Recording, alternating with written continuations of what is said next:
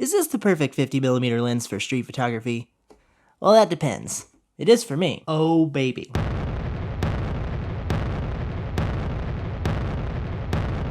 I'll explain. I recently received as a birthday gift from my lovely wife this little guy, a Sony 50mm f2.5 G lens. I've been wanting a new 50mm lens because, as you may know, I've had complaints about my now previous 50mm lens, which focuses about as fast as a whale going for a walk. Whales don't go on walks well. I couldn't use it on photo walks. It made me want to pull my hair out. What I found about this lens is that it focuses rather slow, and I find that to be rather annoying. Now that may have just been my lens, results may vary, but it was a problem. This lens, however, is wicked fast. So this lens is part of Sony's G series, not to be confused with G Master, which is G, but better. Extra G. Reddit shed some light on this bewildering situation. Is there a difference between Sony lenses marked as G and G Master? eTaco as best says, G is gold standard. Sony feels like they are better in quality than their standard lenses. GM is top of the line. Should be the best lenses that Sony sells. This is just Sony's grading system. Obviously people have their own opinions about their specific lens preferences. Reddit to the rescue.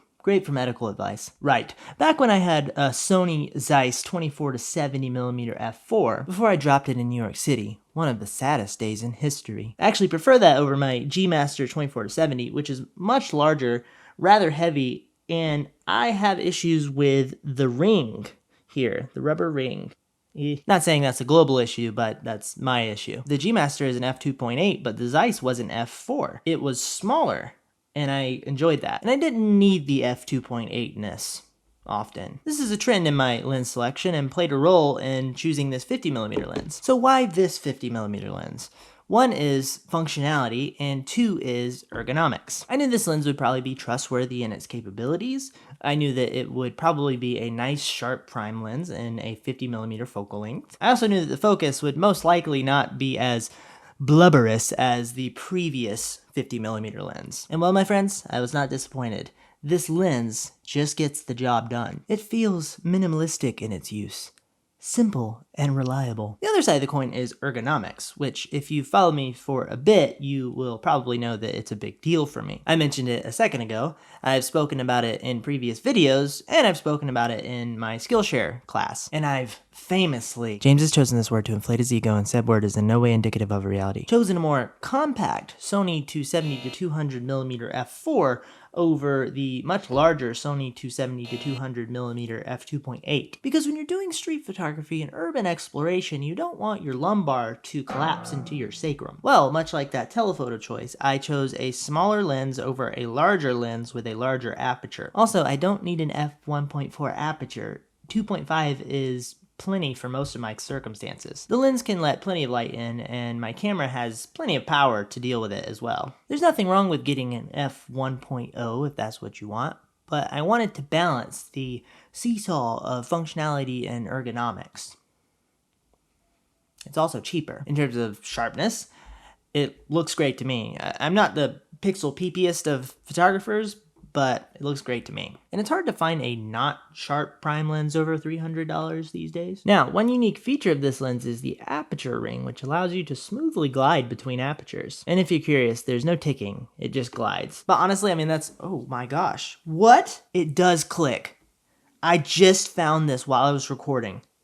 It has a button on the side to click. Are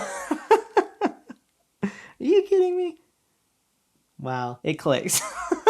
You guys are like, can I trust anything this guy has said in this video so far? I find that this has caused me to change my strategy a bit and ride the aperture more. It's a fun feature and certainly gives a satisfying analog quality to shooting. Now you might be wondering about stabilization, especially if you're into shooting video.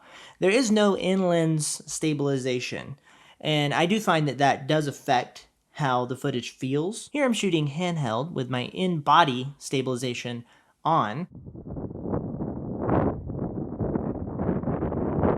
And it's usable for sure, but definitely not as smooth as other lenses which have in-lens stabilization as well. Like my Zeiss 16 to 35 f4, or my Sony 70 to 200 millimeter f4. So that's a thing. But like I said, if you have a steady hand, it's usable. But that's referring to a static shot. Moving or panning shots might be difficult unless you're fantastic. Maybe if you take some drugs, like stick a needle into your hand to, you know. So when should one get this lens?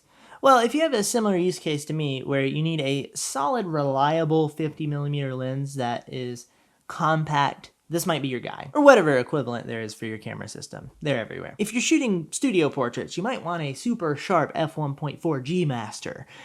Which is not that big. But I have to wonder, what substantial benefit will we gain on the street, practically speaking? And I would love to hear your thoughts on that. Maybe night shooting. But I'm definitely having a blast with this lens, and I'm excited to see what I can create with it. I also got this strap, which is very simple, but very functional.